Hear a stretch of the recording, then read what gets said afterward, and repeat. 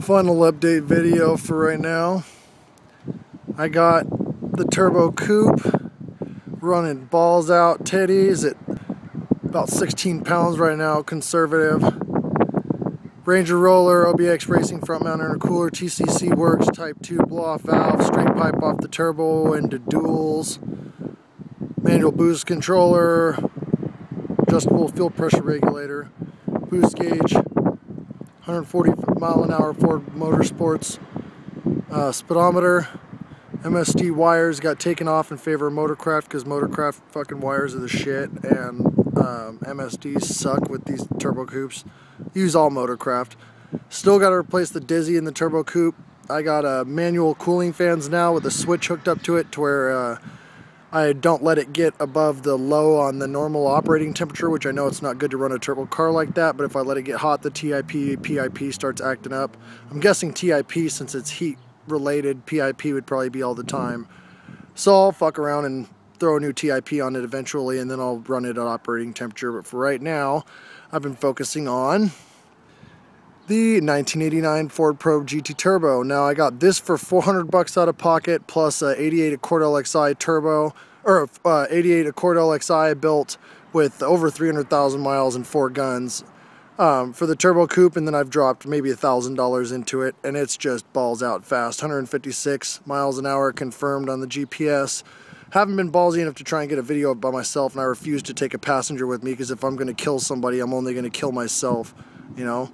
I'm not going to kill a friend of mine too, so I'll get a camera mount in there eventually, and then I'll probably do it. That way I only die, you know, myself if I fuck up, but I'm pretty sure I'll be good. I'm a damn good driver. But the Probe has, the turbo coupe has 113,000 miles now. I got it with 109,000. Never left me stranded.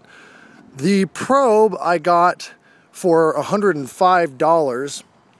And they thought it was blown up. All new fuel system, ignition system, and it was just a blown off charge pipe. So I put that back on and took $20 in spray paint, did the black trim all the way along the bottom, hit it with clear coat afterwards, did the rims, did a cheap ass crappy job on the hood because I didn't really care. I want it to look like shit so that people don't expect anything from it and then they get wasted.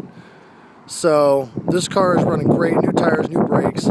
Everything works. It overheated when I first got it because it sat for a long time and the thermostat got stuck. So I replaced it with a 180-degree thermostat today and a new gasket, put new antifreeze in it, burped the system, and she stays right in the middle operating temperature, which most people complain that theirs stay cold, but mine, the temperature sensors actually still work, so I don't have the fan ghetto rig to work off the ignition. So it actually comes on when the car gets right to about the top of the R, the bottom of the O on the normal, and then it kicks the fan on and brings it right down to the middle. Perfect. AC even still works in this car, but I think there's a little bit of noise coming from the timing belt side. I think it needs a water pump or a tensioner pulley here in the next couple thousand miles, which is no big deal. Take off the right front wheel, enter fender weld, take that plastic out, and bam, it's right there. A couple of belts and you're good to go. So for having a almost 160 mile an hour car and a 145 mile an hour car, trust me on that, only cost me about $2 grand, which isn't bad. And it looks a lot better now. The sun kind of fucks it up here. Let me go to the other side so you can actually see with some sunlight what she looks like. But I've still got some touch-up work I got to do on the wheels and hit them with another coat of clear. As you can see, the little bit of stuff along the top there. It's just I didn't bother rotating the wheels when I was painting them. I just kind of hit them. Hella ghetto status. This is my ghetto tuning car. I don't really care. It sucks because it's faster than the T-Bird to 120 miles an hour, and then the T-Bird walks away. All the gauges still work inside. Redid the paint all the way around. Repainted the spoiler, which I got to do some acetone touch-ups because I got a little bit of overspray right there and a couple other little spots. Redid the Probe turbo. Did the Probe freehand because I couldn't find actual Probe emblem, so I had to buy each individual letter. For just being all stoned and doing it, I don't think I did bad. And then I got the turbo next to it. And then I'm going to get the letters G and T and do them over here because it is a Probe GT. And either that or I'll have somebody paint the GT in here red so where you can see it better. But painted the black all the way along the bottom and this trim on the bumper here all the way around. And I think it turned out pretty good. Both cars are coming around.